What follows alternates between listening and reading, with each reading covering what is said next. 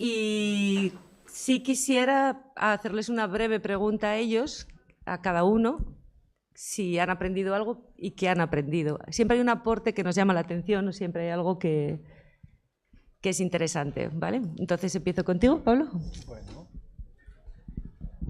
Bueno, pues para mí lo más importante, sobre todo mis compañeros de la universidad, conozco mejor su trabajo, pero en lo que respecta a Teresa y a Mar, pues la verdad es que sí que hay cosas que estoy totalmente de desacuerdo, pero lo que vamos, en el tema de lo que he aprendido es que creo que sería muy importante esta conexión porque ellas han dado unos datos, para mí los más importantes. Está aumentando el número de casos, cada una en sus clínicas, su respectiva especialidad, y eso es muy importante porque contribuye a conectar cuáles son los intereses de la sociedad y de los problemas y al científico que le dé respuesta o intente darle respuesta a esa problemática.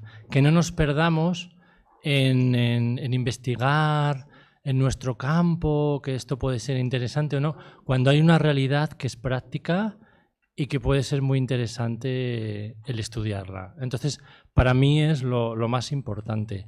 Echo mucho de menos también, me hubiese encantado ver una gráfica, ver algún dato que me dijera de verdad, pues mira, en los años que llevo, y les animo a ella que hagan ese tipo de estudios que lleva un poco de tiempo, pero de verdad aportan mucha información práctica. Entonces, para mí, me quedo con eso. Gracias, súper interesante. Bien, yo solamente quería destacar que fundamentalmente el desarrollo de esta jornada, pues lo más importante es que ha permitido el contacto de los profesionales en medicina con los investigadores. Es importante que bueno, pues intercambiemos puntos de vista pues para realmente que las investigaciones que se hagan en el futuro pues intenten solventar en cierto modo pues la problemática que se ha planteado bueno pues por algunos de los asistentes y bueno pues realmente me parece que el desarrollo de la jornada ha sido muy interesante bajo mi punto de vista. Gracias. Bueno, yo un poco reforzar lo que ha dicho Ana, la importancia en la conexión de la clínica con la investigación. Nosotros a veces en la clínica sesgamos conclusiones porque en nuestra consulta el tipo de paciente que vemos aumenta mucho tal o aumenta mucho cual y entonces tenemos el sesgo de nuestra individualidad.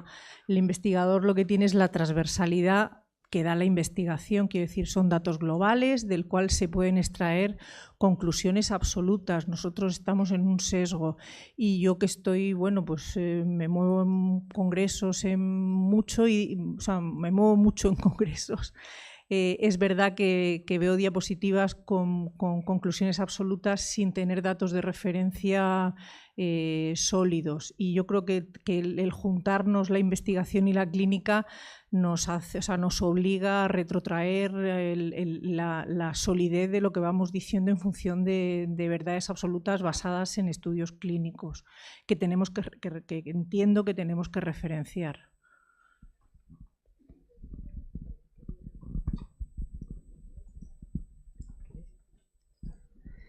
Bueno, yo quería hacer solo dos puntualizaciones. Una, que por supuesto estoy encantadísimo de haber estado aquí, de la gente tan maravillosa que he conocido. Respecto a los puntos de vista que se han abordado aquí, me ha gustado mucho ver una cosa, que aunque hay gente que tiene discrepancias, creo que todos vamos en el mismo barco, ¿no? Y la prioridad es la salud de las personas, ¿vale? Cada uno lo hace de una forma y creo que entre el trabajo en equipo y en la interacción, gracias a este tipo de foros, es lo que conseguimos avanzar.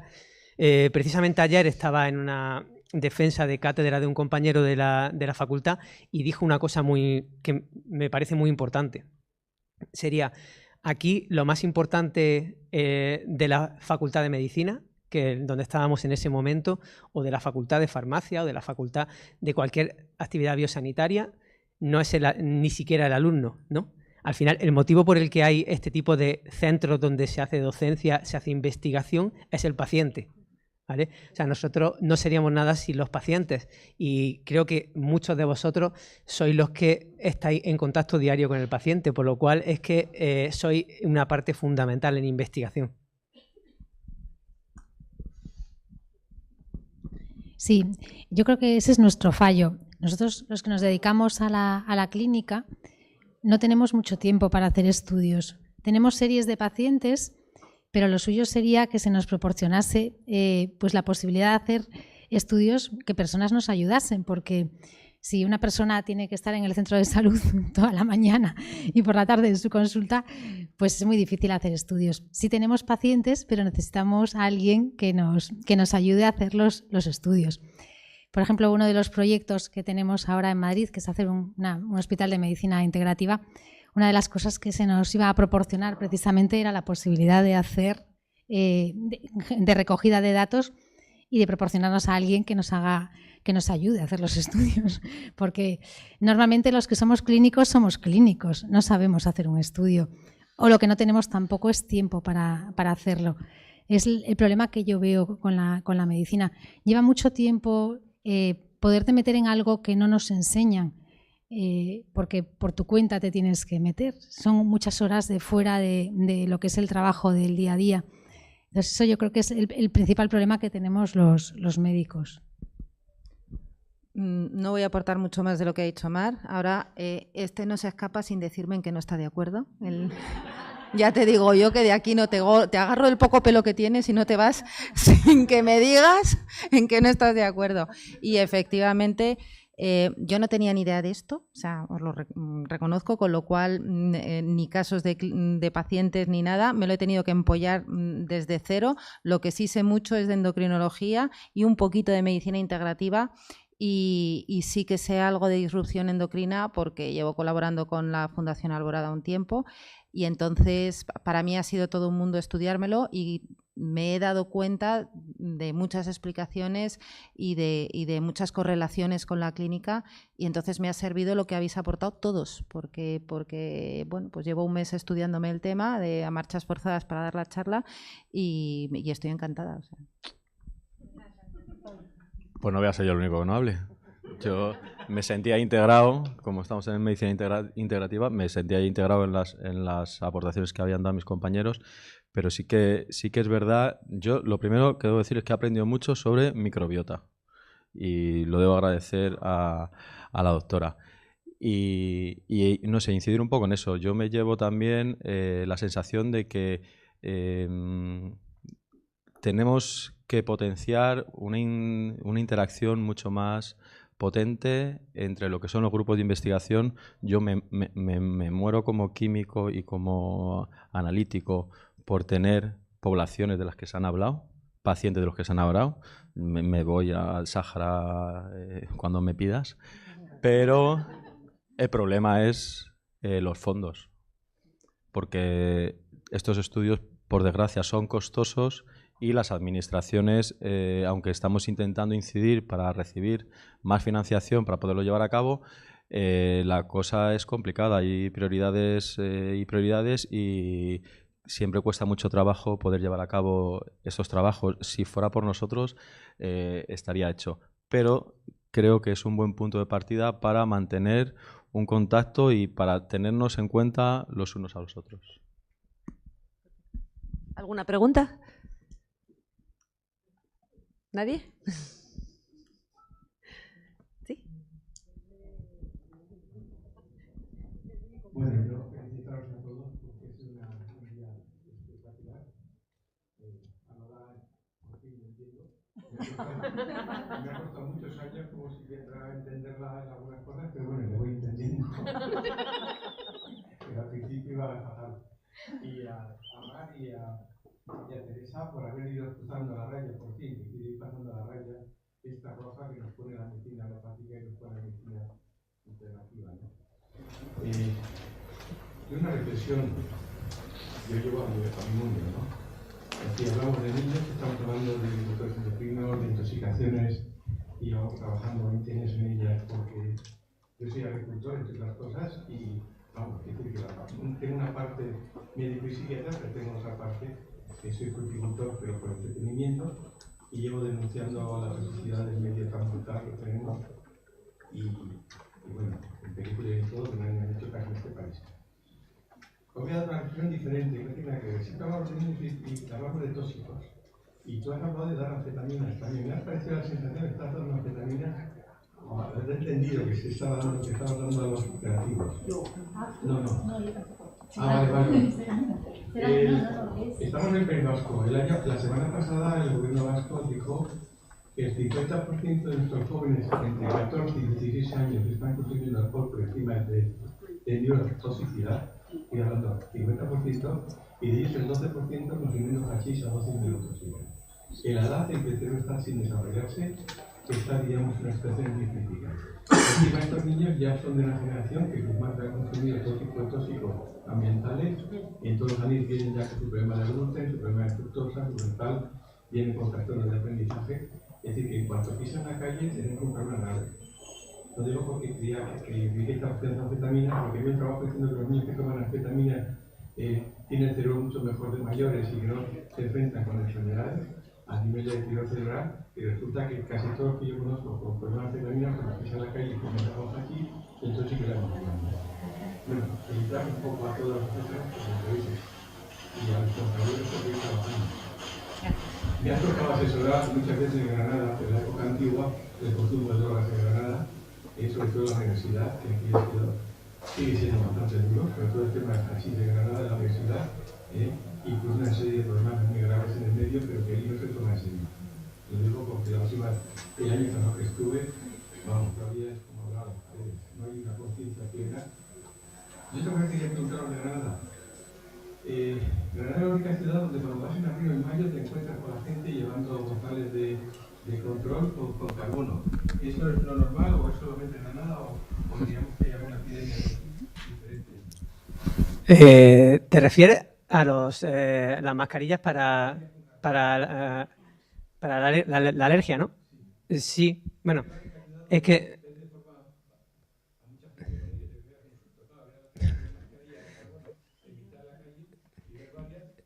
Sí, a ver, sí es común porque además tenemos un problema de contaminación bastante grande. Granada no es una ciudad muy industrializada, tiene bastante tráfico, obviamente ni punto de comparación con el tráfico que puede tener Madrid, Sevilla, Barcelona, pero es una ciudad que está como metida en una olla. O sea, estamos rodeados de montañas y solo tenemos una salida. Entonces, tenemos muy poco viento. El día que hace viento en Granada es que en la costa están volando por los aires. Entonces, se acumula mucha cantidad. De hecho, te subes a la parte alta de la ciudad. No hace falta que te subas a la sierra, te subes a la parte alta de la ciudad y ya puedes ver la boina en cuanto están 3 días sin llover. Y allí, pues sabéis que hay mucho más de 3 días sin llover. Por lo cual, la cantidad de concentración de partículas en ciertos momentos del año es grandísima. Y eso agrava el problema, pues, concentración de polen, alergias, problemas de asma. Entonces, sí es muy común ver a la gente con mascarilla, ¿no? Mucho más que la zona de la costa, que está a 70 kilómetros o menos, pero tiene muchísimas corrientes de aire y mucha más humedad. Con respecto a lo de las anfetaminas, no es que nosotros lo demos, es que es el tratamiento aprobado para los niños hiperactivos, no en medicina integrativa. Cuando se hace un tratamiento sintomático de la hiperactividad y del déficit de atención, es lo que se da. Desde la medicina integrativa no es que no usemos medicamentos convencionales. Es verdad que hay algunos niños hiperactivos que si no les dan tratamiento se tirarían por la ventana. Yo creo que el problema no es darlas, sino es darlas y no hacer nada más, ¿sabes? O sea, podemos darlas para que ese niño se tranquilice, porque es verdad que a veces es intratable o para una familia, pero luego tenemos que pensar en qué es lo que está causando la hiperactividad, ¿no? Que ese es el abordaje desde la medicina integrativa. Entonces, por ejemplo, el niño este que os contaba que tenía plomo es uno de estos niños. Este niño era inmanejable, efectivamente se le dio el Rubifen, pero luego lo que tenía era una intoxicación por plomo. claro, es la forma de luego poder ir quitándoles el tratamiento.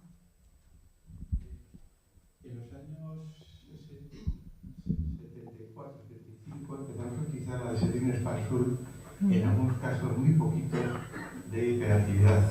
Estoy hablando uno de por millón. Es decir, teníamos la medicina, teníamos todo y la gente utilizaba la desertina para descansar, que era para otra cosa. Que tenemos conciencia de ello.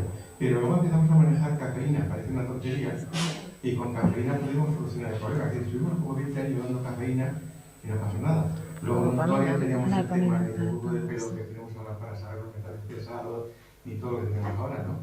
Pero que vienen atrás. La epidemia de ahora, que yo lo he vivido como psiquiatra, ha sido una epidemia de multinacionales de formación. Nos han dicho que solamente hay que dar esto, que es muy bueno y que además a los mayores también se les dé. Y eso es lo que lo vale. Y además sin ningún otro tipo. Que a un niño en 5 minutos le digan que no sé qué, o con un test y le metan anfetamina hasta los 12 años, eso es una burrada. Lo digo yo porque manejo tóxicos toda mi vida. No, totalmente de acuerdo. Por eso yo creo que, aunque en pediatría estamos mucho más atrasados que en el resto de la medicina interna, porque los niños nos dan mucho miedo, precisamente por el metabolismo. Los niños son los que nos dan mucho miedo. De hecho, en oncología integrativa, que es una enfermedad importante, una enfermedad oncológica, con los mayores se hacen muchas cosas y con los niños no se hace nada, ¿no? Porque nos da miedo, ¿no? Entonces, yo creo que es lo primero que tenemos que cambiar.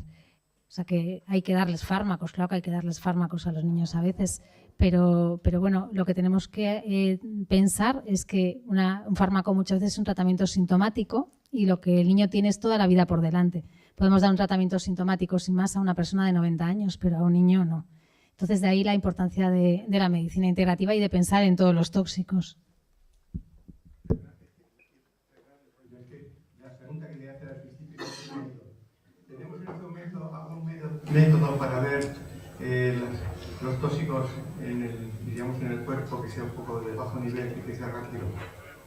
Porque antiguamente teníamos grasa por ahí dando vueltas, nos venía con todo aquello, con 120 sustancias, cuando teníamos el tema de las peluqueras, pero en este momento tenemos alguna posibilidad de hacer un análisis y saber lo que está ocurriendo en una persona.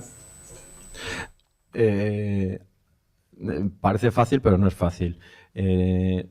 Hay muchos tóxicos. Entonces, las técnicas más modernas que se están empleando ahora mismo permiten el análisis y la cuantificación. No solo la identificación, sino la cuantificación de centenares de sustancias en una única muestra, en un solo, digamos, pinchazo, que es lo que hace el equipo cuando mete la muestra, se introduce la muestra en el equipo.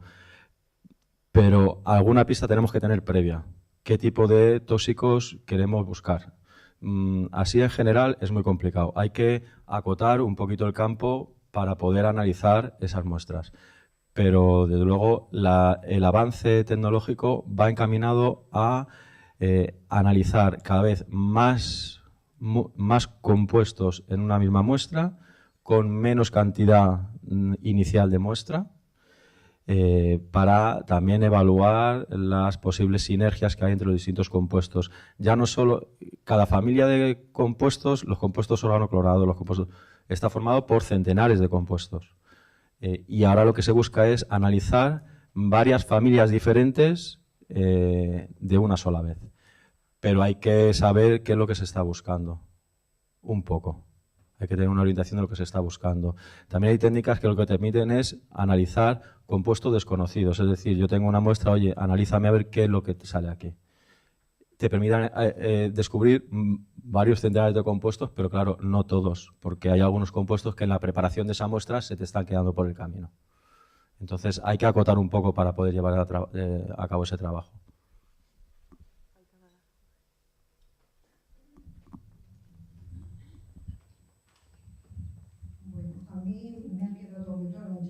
Muchas dudas notas hoy, pero me ha llamado la atención un detalle, ¿no? Cuando se habla sobre los agentes tanto alimenticios como ambientales que causan estos tóxicos y la repercusión en el organismo, sí echo de menos dos cosas, ¿no?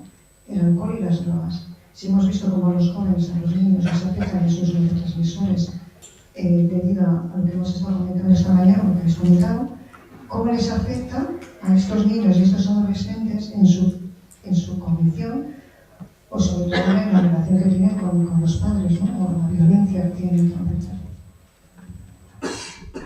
Yo creo que eso ya sería motivo de otro evento, porque aquí buscábamos un poco poner en evidencia a lo que estamos sometidos involuntariamente, ¿vale? Y un poco que desde los laboratorios y desde la clínica nos pusieran en evidencia esos datos.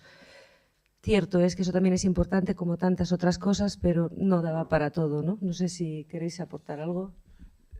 En algunos estudios de biomonitorización sí que se ha observado una relación entre el consumo de bebidas alcohólicas y los niveles de algunos contaminantes.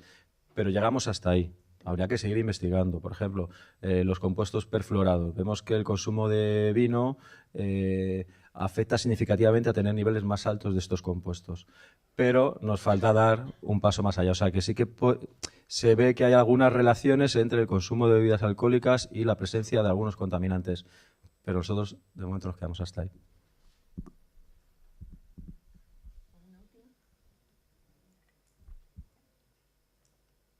¿Ya? La verdad es que sí, me gustaría decir algo. Vamos a ver, yo con respecto a las ponencias de Teresa y de Mar, necesito por lo menos aclarar ciertos temas. Es decir, yo no estoy en contra en absoluto de la percepción individual de cada persona, de que existan ciertos riesgos con las sustancias químicas, porque es absolutamente entendible. Además, es verdad que existe un incremento de patologías relacionadas posiblemente con una química ambiental o, ¿por qué no?, con un estrés ambiental. Hablemos de cómo son las ciudades, cómo las estamos diseñando. Es decir, lo que sí es cierto, y me vais a permitir decir esto, es que no hay un estudio epidemiológico que sea cierto, o sea, que haya dado evidencias significativas científicas entre la asociación de ciertos compuestos y la presencia de tales efectos, que se haya descartado de esa forma tan aislada o tan ligera. No entiendo, no concibo que haya evidencias científicas que apunten sobre que una sustancia está produciendo de verdad esos efectos y no se retire del mercado. Es decir, nosotros no lo podemos permitir. Aparte también se ha hablado, y eso sí la verdad me entristece, se ha hablado de que en el caso de los plaguicidas no se analiza la neurotoxicidad, y sí se hace. Se hacen estudios muy serios de neurotoxicidad aguda, subcrónica y neurotoxicidad para el desarrollo, y se estudian profundamente. Con lo cual, o sea, lo que quiero decir en definitiva es que hay formas de hablar, que yo lo entiendo, pero la rigurosidad es muy importante. Y hoy he aprendido, por lo menos lo he visto, que Juanjo me ha dicho que España somos un país cargado de mercurio. Pero yo no sé si aquí en España hay tanto autismo como se le ha atribuido al mercurio. También hay estadísticas que hablan de que ha aumentado el autismo, pero las estadísticas son de Estados Unidos, no son de Europa. En fin. Hay algo cierto, por ejemplo, en los franceses. No hace mucho tiempo los franceses, hace años, fueron los primeros que quitaron los biberones plásticos en contra de la opinión europea. Ellos dijeron, bueno, lo que penséis nos da lo mismo, porque siempre hacen lo mismo, pero en estos casos toman decisiones muy interesantes los franceses. Sí. Por delante. Y eso... Luego toda Europa siguió eso.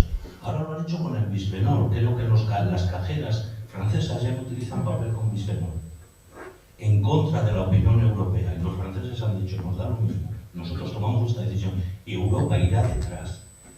Yo lo que veo realmente que lo que priman son intereses económicos. Porque creo que evidencia, como han dicho las compañeras, creo que evidencias a estas alturas hay más que suficientes como por lo menos prevenir. Porque en otras cosas se aplica una prevención excesiva y punitiva, y en este caso que estamos hablando de la salud y de las vidas humanas, no se hace, lo cual me hace me lleva a la conclusión de lo que hay detrás son unos intereses muy poderosos a los que es muy difícil hacer frente.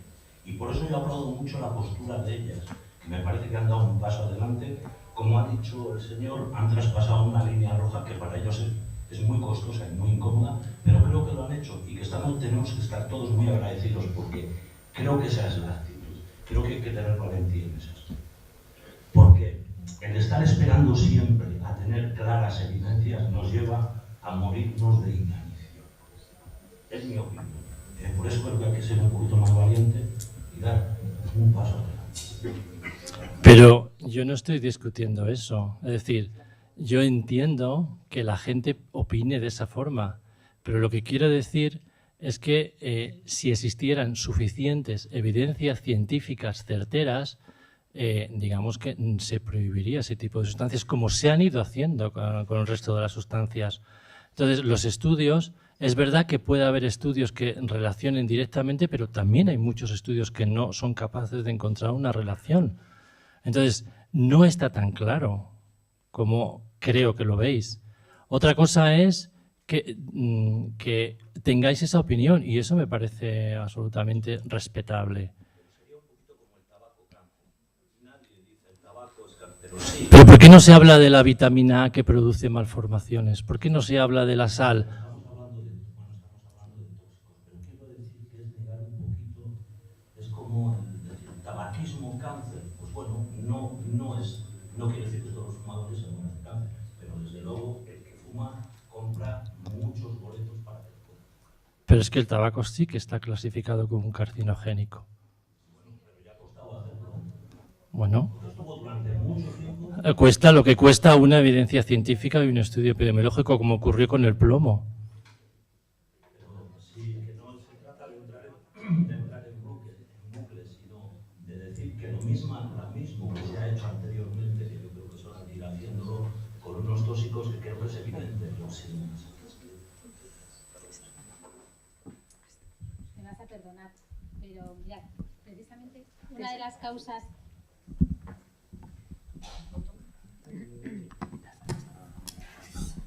Es verdad que yo revisando la literatura hay datos de neurotoxicidad de algunos compuestos nuevos, pero no en el desarrollo cerebral en concreto. Eso es lo que yo he revisado. Yo he revisado muchas cosas. Mira, me vas a perdonar, pero una de las causas de que no avance la medicina es la evidencia científica. Porque todos pensamos en evidencia científica en un grado de un estudio, de un ensayo clínico, un grado de evidencia. Y eso es una de las causas que está haciendo que la medicina no avance. Como, por ejemplo, los que estamos trabajando a nivel clínico con la vitamina C y el cáncer, ¿no? Tenemos muchas evidencias, no grado A. Pero entonces, ya digo, muchas veces no tenemos tiempo para la evidencia científica de grado A. Y los clínicos necesitamos que los pacientes se curen, ¿no? Entonces, muchas veces la investigación va un poquito por detrás. Cuando tenemos un niño con un cáncer, con un tumor cerebral, y se nos está muriendo, no podemos esperar a tener un grado de evidencia A para usar una vitamina C intravenosa, por ejemplo, ¿no? Luego, con respecto a la vitamina A, claro que sabemos que es tóxica. Es una de las cosas que hemos dejado de usar sistemáticamente en el embarazo. Antes se daba a las madres embarazadas la vitamina A sistemáticamente. Ya no la damos, solo la damos en zonas de alto riesgo de carencia de vitamina A porque se sabe que es teratogénica. En eso sí. Pero en otras cosas yo creo que hay que aplicar el principio de precaución. Eso es lo que estábamos hablando todo el rato. Si el daño va a ser irreversible, pues ¿por qué no evitar las sustancias en las que podemos tener dudas, ¿no? Yo creo que es lo que hay que hacer, ¿sabes? Luego ya haremos los estudios, los clínicos, los epidemiólogos, ya todos en conjunto, pero de entrada, cuando hay un poquito la creencia de que puede ser algo peligroso para el niño, ¿por qué no evitarlo, ¿sabes? Yo creo que eso es lo que hay que hacer. Luego ya haremos los estudios todos, con tiempo, ya haremos todos los estudios, pero de entrada, por lo menos evitarlo, ¿no? Y en mi caso yo he hablado fundamentalmente de mecanismos moleculares, de disrupción endocrina, que eso está bastante, porque es bioquímica pura, entonces eso sí que está bastante demostrado. Evidencias clínicas, creo que no he puesto ningún estudio de evidencia clínica como tal. He hecho una especie de inferencia. Si esto altera tal hormona, va a alterar el eje endocrino. Y respecto al cáncer, que quizás es lo que más puede haber chirriado, que no me importa repetirlo, hay estudios que relacionan los tóxicos con el cáncer y con la mala evolución y con la mala respuesta al tratamiento. Bueno, yo te mandaré el libro, o sale un libro de oncología integrativa de la Sociedad Española de Medicina Integrativa de aquí a unos meses, te mandaré el capítulo de cáncer y tóxicos, basado todo en estudios. Ya te digo, yo he dicho, yo no soy experta en esto, pero sí que estoy en contacto con mucha gente que se dedica al tema, y no solamente el principio de precaución. Tú dices, ¿por qué las autoridades no lo prohíben? Yo creo que se ha dicho aquí bastante. Primero, obviamente hay intereses económicos. Segundo, yo entiendo que es complicadísimo retirar todo el bisfenol A del mundo mundial. O sea, es que te cargas puestos de trabajo, te cargas... Vamos, es que yo entiendo que es complicadísimo por el tema de que no es dosis dependiente. No puedes poner una dosis determinada, tienes que barrerlo del mapa. Entonces, vamos, por lo que yo he oído y lo que tengo entendido, la Comisión Europea tiene sobre la mesa la constatación de que hay determinados tóxicos ambientales que realmente son tóxicos y que tendría que retirar, y no termina de retirarlos porque no ve la forma. No sé cómo explicarlo, pero es que esto es bastante obvio. Entonces, no sé si... Y esto es lo que he intentado exponer. Vamos, no... Bueno, Dale. no sé si iba a... No, yo iba a cerrar. O sea vale. que... Sí. En ese respecto también me gustaría decir algo. El tema de... Yo estoy, como he dicho en la presentación, de acuerdo en que la Administración está intentando ir en una dirección. Ahora también estoy de acuerdo de que es inaceptable porque, por ejemplo, ya que habéis sacado el ejemplo del tabaco. A ver, el primer estudio epidemiológico del tabaco data del año 36, si no recuerdo mal, ¿vale?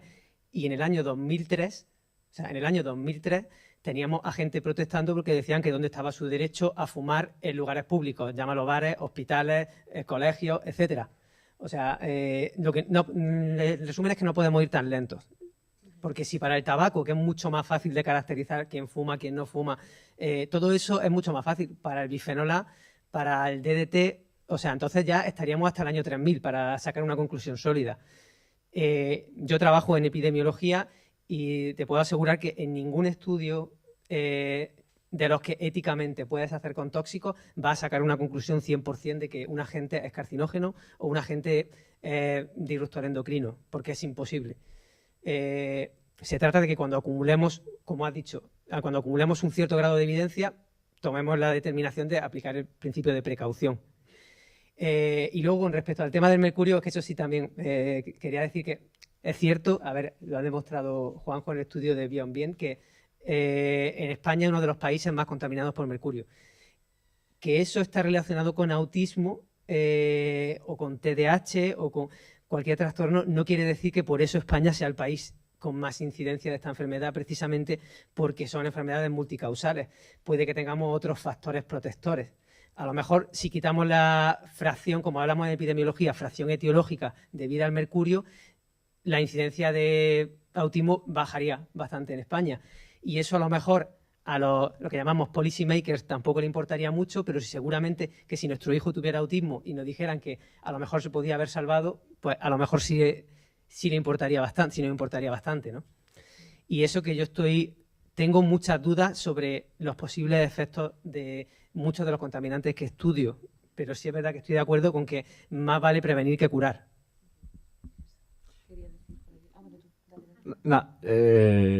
Voy a dar mi punto de vista. No, yo lo que sí que quería transmitir es una cosa, es una percepción personal en base a la experiencia que tengo, y es que, desde luego, hoy en día estamos mejor que hace 25 años. O sea, hace 25 años no teníamos contaminantes, lo primero porque no sabíamos ni que eran tóxicos y no se analizaban las muestras, los límites a los que se analizaban las muestras eran altísimos y no había prácticamente ninguna sustancia restringida o prohibida. Bien o mal, ahora tenemos una lista de sustancias cuyo uso está prohibido y cuyo uso está restringido, amplia. Que cada mes salen nuevas sustancias que hay que evaluar, de acuerdo, pero de luego la toxicidad que teníamos cuando nos tomamos la fruta de la huerta del abuelo hace 30 años no tiene nada que ver con la exposición que tenemos ahora. Ese es mi punto de vista. O sea, que tampoco, o sea, que estamos mal, que tenemos que mejorar, que luego las presiones económicas están ahí. Pablo lo sabe muy bien porque defiende dosieres frente a las empresas junto con otros países europeos, pero que se ha avanzado y que se han hecho cosas, creo que también es importante reseñarlo. Solo un apunte. Es decir, me vais a disculpar, pero yo no tengo nada ni que ver con la empresa, ni conozco los factores económicos de restringir una sustancia, ni nada. El problema es que nosotros tenemos que tener la evidencia científica objetiva de que eso es cierto, nada más. No, o sea, una cosa es mi percepción personal de que puedo decir, uy, esta sustancia... y otra cosa es que es un proyecto armonizado europeo que conlleva muchos científicos en la Unión Europea y todos exponen sus criterios. Entonces, yo ni conozco las industrias, ni conozco a veces realmente el factor económico que mueve o está detrás de un plaguicida o un medicamento. Yo eso no lo desconozco. Entonces, no tengo ni grupos de presión ni nada. Es decir, mi único criterio es únicamente... es mi experiencia como científico toxicólogo, pero es que esa experiencia se tiene que juntar con la experiencia de otros científicos toxicólogos. Entonces, yo no mando. Es decir, cuando se analiza y aunque haya la percepción de que una sustancia o grupo de sustancias puede producir unos efectos adversos, si no hay una evidencia científica lógica que produzca, como dice Juanpe, una verdad de que está detrás de asumir un efecto relacionado con un plaguicida o con otra sustancia, es decir, no podemos tomar ese tipo de decisiones. Pero nunca jamás están esas decisiones mediatizadas por conceptos económicos. Es decir, yo no sé lo que implica restringir un fitosanitario, no tengo ni idea. Porque sé que se utiliza para a lo mejor el olivo y tal, pero es que yo detrás las plagas y las cosas las desconozco. Es decir, no, eso no tiene nada que ver. Es que nosotros nos movemos en la evidencia del peso científico. Entonces, si es evidente, se propone, y siempre lo digo, se propone, los políticos hacen o tienen otros criterios. Creo que esta mañana lo dije. Entonces, nosotros proponemos que hay una evidencia suficiente de que eso es así. O decimos, existen ciertas evidencias, pero no se pueden constatar. Y después los gestores son los que toman las decisiones. Pero nosotros nos debemos de quedar ahí. Entonces, lo que me refería antes es que son demasiadas hipótesis las que se han vertido hoy. No es que esté en desacuerdo o no, que me parece muy bien que las personas clínicas pues tengan unos casos reales de aumento de lo que sea y crean que eso puede estar debido a esa multitud de exposición química. Me parece absolutamente respetable. Pero las hipótesis tienen que ir contrastadas con evidencias científicas. Y vuelvo a repetirlo, no conozco una evidencia científica constatable que los científicos no la hayamos puesto encima de la mesa. Eso es lo que me refería nada más, ¿eh?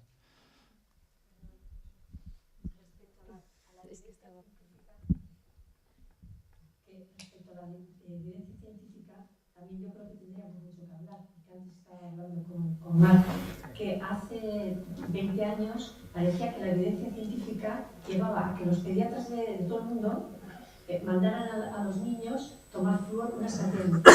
Y más tarde la evidencia científica hizo que fueran disminuyendo las cantidades de flúor y ahora resulta que no lo mandan. Yo te lo digo como dentista, ¿sabes? Y eso yo lo he vivido. O sea que eso de la evidencia científica también yo creo que tiene muchos filtros, porque ¿por qué antes lo mandaban y ahora no lo mandan? Y ahora lo dejan como a gusto del consumidor. O sea que eso...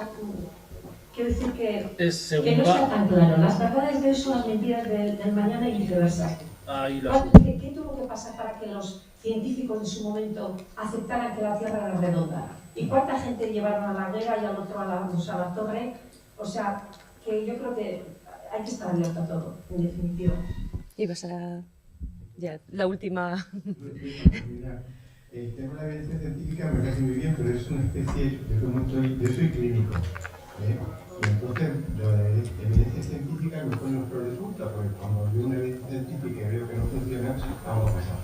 En el tema de la agricultura ya ni te cuento. Hace 7 años, las avionetas de diputación echaron un componente que no era tóxico para matar a concesionarios. Desde entonces, en el Valle de Arratia, donde yo estoy, tenemos los ríos muertos. No existe un solo pez en ningún río. No existe ninguna rana, no existe ningún zapaguro, no existen mariposas. El último contagio nuestro ecológico ha desaparecido, los topos y las ortigas. Es decir, que allí no queda nada ni la lombriz roja. La evidencia científica no es que sea científica, que la estamos viendo todo el día, ¿no? Todos callados. Y cuando hemos dicho, oiga, que lo que se echó para las ranas, también para los niños que están en el valle, porque los que respiran son muy cosas iguales, ¿qué está pasando en el valle? Todos callados. ¿Cuántos niños tenemos problemas? Todos callados. Es decir, ¿lo sabrán alguien? No lo sé. En este momento no queda un kilo, pero bueno, ahí seguimos. Pero el hecho muy claro es que un río en un parque natural como es el de Gombe está muerto. Eso es impresionante. Es decir, que no hay ningún pozo con tapadura. Aquí hablando, y todos callados. Estamos hablando de 6 años ya.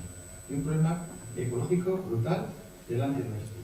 Y el tema, y por eso digo que cuando ahora andan con el Bluetooth para arriba para abajo, el Bluetooth para arriba para abajo, pues me ponen los pelos de punta porque hemos visto el problema de las cifras de Bluetooth con niños con problemas de muerte, pero bueno, otra parte. Los franceses acaban de publicar 2 libros para mí, que yo creo que los tenéis que tener todos. Enchufáis por ahí a Bárbara del Menés. ¿Conocéis a Bárbara del Menés? Y esta es la jefa de París, me parece que tiene 70 y tantos años. 2 libros maravillosos, uno que se llama Costa del Tóxico y otro que se llama El cerveau endommage. Es decir, que hay un vídeo muy bonito del otro día por otro vecino francesa que decía el día de mañana todos tontos. Las cifras que pone, las estadísticas y todo son brutales, tanto de Finlandia, de Noruega, de Francia, es decir, todo el trabajo de investigación que llevan los libros es una acumulación como de 200 tesis. Por otro lado, el famoso libro El cerebro, perdona, el cerebro de cáncer. No, nuestro futuro robado. Nuestro futuro, ¿cómo se llama? Nuestro futuro robado. Hay 300 tesis doctorales metidas, Y estamos hablando de un libro que lleva ya 14 años en el mercado. Y hay 300 tesis, no estamos hablando de que es material de nada, ¿no? Es decir, hay que con una especie de, vamos a hacer una reunión y otra reunión. A ver, yo he estado en esas reuniones, pero de otro mundo. Yo he estado en el mundo de las drogas, he sido representante de España en Europa en el tema de las drogas, me he reunido con científicos y un montón de gente para hablar del tema del hachís y ni puto caso. Es más, la mitad de la gente no sabía ni de qué hablaba. Cuando yo decía que era una estancia liposoluble, miraban como un bicho raro. Y eran gente directiva de países, que estaban hipotecando el futuro de sus hijos.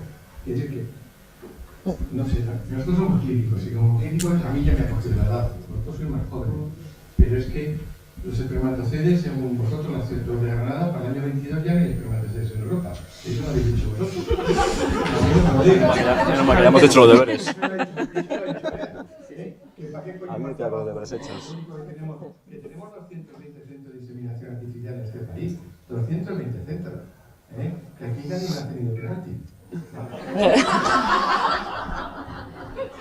Bueno, la verdad, para terminar, es que ya hemos dicho que no nos vamos nunca, ¿no? Cerramos. Simplemente de una parte trataremos de tener más rigor, pero la recogida de datos en consulta es brutal y los que llevamos muchos años trabajando asistimos siempre a la misma historia. Hace 30 años estabas loco cuando ibas a quitarte una amalgama y ahora estamos a puntito de legislarlo. Más o menos hay un desfase entre 30 y 50 años desde que estamos hartos de verlo hasta que la ciencia empieza a demostrarlo. Entonces, tenemos que ser igual menos categóricos en afirmar cosas así tan a la ligera, más rigurosos, pero realmente la evidencia además es de cientos de personas con cientos de pacientes.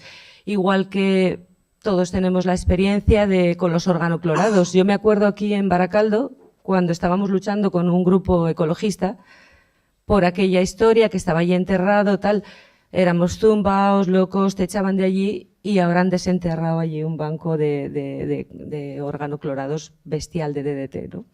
Entonces, para que entiendas, ¿no? Y entendáis, nuestra historia es siempre la misma. Estamos zumbaos durante unos 30 años, después algún avispado lo dice, de repente sale en la tele y nadie se acuerda que los que antes decían eso estaban zumbaos, ¿no? Entonces, yo me quiero quedar con correlacionar los datos de uno con los de otro Y quizá el nexo sería que nosotros os demos una pista de lo que vemos y que el científico trate de demostrarlo, ¿no? De alguna manera. Y la verdad que os agradezco mucho a todos estar aquí y a mí me encantan las fusiones, así que muchas gracias.